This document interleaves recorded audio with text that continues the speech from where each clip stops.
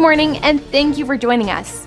Let's start today's technical analysis with the dollar-yen pair and the recent events stirring the markets. Greg?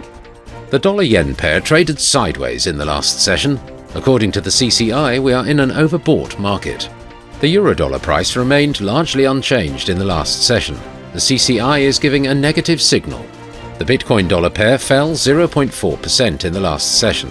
The stochastic indicator indicates an overbought market.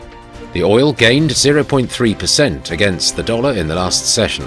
The RSI's negative signal is in line with the overall technical analysis. Moving on to world financial news. The Bank of England stepped up efforts last week to beat back the worst inflation since the 1980s by boosting interest rates half a percentage point to the highest level in 15 years. The move surprised investors who had priced in a 40% chance of a hike of that magnitude. The number of Americans applying for unemployment benefits remained relatively elevated last week, potentially another signal that Federal Reserve rate hikes are beginning to cool a surprisingly resilient labour market. An agreement this week by an investment arm of the Abu Dhabi government to invest more than $1 billion in Shanghai-headquartered electric vehicle maker NIO is the latest example of growing Arab-China business ties and an economic diversification effort by oil-rich Middle Eastern nations. Thank you.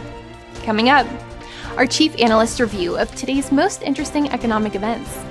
The US Dallas Fed Manufacturing Business Index will be released at 14:30 GMT. The US 3-month bill auction at 15:30 GMT, Germany's IFO Business Climate at 0800 hours GMT. Germany's IFO Current Assessment will be released at 0800 hours GMT.